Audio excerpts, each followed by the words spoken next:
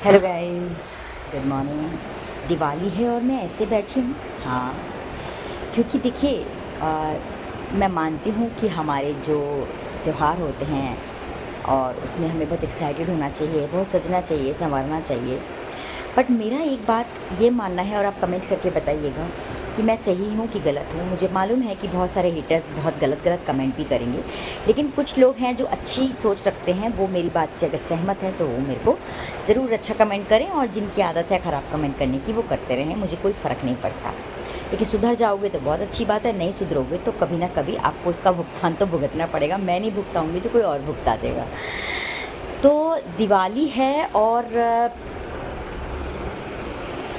और मैं ऐसे ही बैठी हूँ क्योंकि मैं कर रही हूँ बहुत सारा काम, रूटीन वर्क रहता है मुझे, और मैं बहुत सारा काम अकेले ही करती हूँ और मुझे अच्छा लगता है अपना करने। अभी मैं ऊपर आके बैठी हूँ, ये देखिए बच्चों वाला एरिया है, आप देख पा रहे होंगे, उधर मेरे बच्चे रहते हैं। ये मेरा सिट आउट एरिया है, जैसे आप देख पा रहे हैं, ये मैं सिट आउट एरिया में बैठी हुई हूँ। और थोड़ा सा मैंने कहा आप लोगों से बातचीत कर ली जाए, क्योंकि सुबह 7 बजे से लगी हुई हूँ सफाई में। ये ऐसा नहीं है कि दिवाली है तो ही मैं सफाई कर रही हूँ, नहीं, मेरे यहाँ हर रोज़ का यही रूटीन है। और आज क्योंकि रूप चौदस है और मैं चाहती थी कि आप लोग को बहुत अच्छी स्किन ग्लो की एक इंस्टेंट जो स्किन ग्लो का टन है वो मैं रेसिपी दूँ। मैंने फेसबुक पे डाला भी है, अभी कमेंट्स देखूँगी, जो भी कमेंट्स आएंगे उसके अकॉर्डिंग मैं आप लोग को वो रेसिपी दूँगी। लेकिन मेरा ये मानना है कि जो त्यौहार आते हैं उनको बहुत एंथुसियास्टिक वे में मनाना चाहिए। उससे थोड़ा-सा हमारा जो रूटीन वर्क से अलग हट के हमें बहुत पॉज़िटिविटी मिलती है और कुछ नयापन आता है तो अच्छा लगता है। त्योहार कहते ही ये है कि कुछ जीवन में एक टाइप सा हो जाता है, इंसान करते-करते एक सा ही वही रूटीन, सुबह, शाम, दोपहर, वही सुबह ऑफ़िस जाना, वापस आना, गृहिणी लोग जो हैं वो घर के काम करना, वही सब सेवा करना सबकी। तो त्योहारों का मतलब है कि हमारा थोड़ा-सा एक एंटरटेनमेंट हो जाता है और इस बहाने हम थोड़े से चार्ज अप हो जाते हैं। लेकिन जैसा मेरा ये मानना है कि केवल दिवाली पर ही नहीं, हमें हर दिन ऐसे ही डीप क्लीनिंग करनी चाहिए, क्योंकि मैं हमेशा डीप क्लीनिंग करती रहती हूँ। अगर रोज़ नहीं तो हफ़्ते में 2 बार तो मैं ज़रूर करती हूँ। और डस्ट क्योंकि आता रहता है, एक डस्ट और एक कचरा ही ऐसा है जिसका कि बहुत ज़्यादा बरकत होता है। काश ऐसे पैसों का भी बरकत होता, जितना हम साफ़ करते हैं उससे ज़्यादा गंदा हो जाता है। तो हफ़्ते में 2 बार अच्छी डीप क्लीनिंग, या एक एक बार हमारी बाथरूम की सफाई, ड्राइंग रूम, किचन की तो मैं बहुत करती ही रहती हूँ, बाथरूम की भी। और इसलिए मेरे दिवाली में कोई ख़ास काम निकलता नहीं है। और रही बात पूजा की, तो शाम को जो जैसे हमने कल धनतेरस की पूजा की थी, मैं उसकी फ़ोटोग्राफ्स नहीं डाल पाई हूँ, डाल दूँगी। आज भी हमारा है, मैंने कुछ आप लोग को रेमेडीज़ भी दी थी कि करवा चौथ बोल रही हूँ नरक चौदस के दिन आप लोग शाम के वक़्त जो छोटी दिवाली होती है उसपे यम का दिया ज़रूर निकालें। बाथरूम में एक, क्योंकि राहु होते हैं बाथरूम में, तो उनके लिए भी एक, उनके निमित्त भी एक सरसों के तेल का लंबी बत्ती का आप दीपक रखें। और शाम को तो आप बहुत अपने घर को सजाते हैं, संवारते हैं, तो बाथरूम को भी निगलेक्ट ना करें, अपनी दहली को निगलेक्ट ना करें। और वैसे ये मेरा मानना है कि हम डेली ही ये सब अगर हम रूटीन में करते हैं तो बहुत अच्छा होता है। और जब जब जो होना है वो तो होता ही है, लेकिन हमें अपनी तरफ से एफ़र्ट्स करने चाहिए कि जितना हम पॉज़िटिव चीज़ कर पाएँ, क्योंकि साफ़ सफाई भी एक पॉज़िटिविटी के अंदर आती है।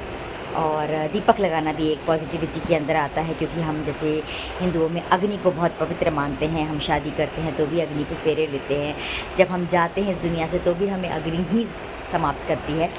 तो घर में एक अग्नि प्रज्वलित करना दीपक के रूप में बहुत अच्छा होता है। लेकिन हमें बाथरूम भी नेगलेक्ट नहीं करना चाहिए, क्योंकि बाथरूम में हमारा राहु का वास होता है, और राहु अच्छे हैं तो बहुत कुछ अच्छा होता है। तो इसलिए मेरा यही मानना है कि अगर आपके पास टाइम नहीं है डेली करने का, तो थोड़ा-सा अपना एक हफ़्ते में थोड़ा-सा दिन निकालें और थोड़ी-सी सफाई ज़्यादा करें, तो आपकी दिवाली पे बहुत ज़्यादा सफाई नहीं निकली, जैसे मेरे यहाँ नहीं निकलती है। बस अब मेरा काम ऑलमोस्ट ख़त्म हो गया है, मैंने बच्चों का एरिया पूरा साफ़ कर दिया है, नीचे खाना बना के मैंने आज कॉर्न पालक बनाया है, उसकी वीडियो शूट नहीं कर पाई हूँ मैं। अगर आप चाहेंगे तो मैं एक दिन आपको लाइव ले लूँगी उसका। और कॉर्न पालक और नान बनाई है आज मैंने, क्योंकि आज त्यौहार है, वही मैंने कहा कि त्योहारों में हम थोड़ा-सा चार्ज अप हो जाते हैं। तो बस यही एक छोटा-सा मैसेज है कि नीट एंड क्लीन रहिए, नीट एंड टाइडी रहिए, पॉजिटिविटी तभी आती है और लक्ष्मी माँ भी तभी आती हैं। और बस घमंड मत करिए किसी बात का, डाउन टू अर्थ रहिए, क्योंकि लक्ष्मी बहुत चलायमान है, कभी किसी के पास, बड़ी चंचल है, कभी किसी के पास कभी किसी के पास। और सही भी है, होना भी चाहिए, सबको ही मिलना चाहिए इसका फ़ायदा। तो दिवाली पे मैं आप सबके लिए जो भी अच्छा सोच रखते हैं, देखिए हेटर्स, मैं इतनी महान नहीं हूँ कि मैं हेटर्स को और गंदे कमेंट्स और भद्दे कमेंट करने वालों को भी दुआएं दूँ, मैं इतनी महान नहीं हूँ, ना मुझे इतना महान बनना है। लेकिन जो लोग मेरे बारे में अच्छा सोचते हैं या जो लोग मेरी बातों से सहमत हैं, जो बात, देखिए आर्ग्यूमेंट बुरा नहीं होता, लेकिन किसी को जल के गंदे कमेंट्स करना वो एक बात अलग होती है। तो सुधर जाएंगे तो अच्छी बात है, नहीं तो जब वक्त सुधारता है तो बड़ा गंदा सुधारता है। तो आप जो भी अच्छे सोच वाले लोग हैं उन सबको दीपावली पे बहुत बहुत हार्दिक शुभकामनाएँ। और हमारी माँ लक्ष्मी और कुबेर देवता का आशीर्वाद आप पे हमेशा बना रहे और हम सब बहुत अपने अपने जीवन में खुश रहें, मस्त रहें। बाय बाय, नेक्स्ट व्लॉग में आपसे मिलती हूँ, तब तक बहुत ध्यान रखिएगा। बड़ी दीपावली पे भी हमें पूजा कैसे करनी है, आज रात को हमारा लाइव होगा यूट्यूब पे, उस पर मैं बताऊँगी कि ये क्योंकि शनि का साल है तो हमें किस तरह से माँ लक्ष्मी को प्रसन्न करना है। और बस हमारे छोटे छोटे एफर्ट्स होते हैं, बाकी जो होना है वो तो कुदरत और डेस्टिनी और हमारा ऊपर वाला परम पिता परमात्मा हमारे कर्मों के अनुसार तय करता है।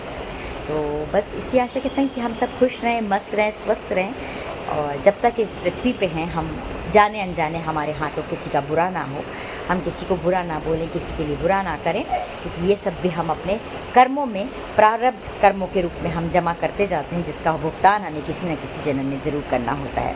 तो बाय बाय, टेक केयर, बहुत ख्याल रखिए और ईश्वर आपको हमेशा प्रसन्न रहे।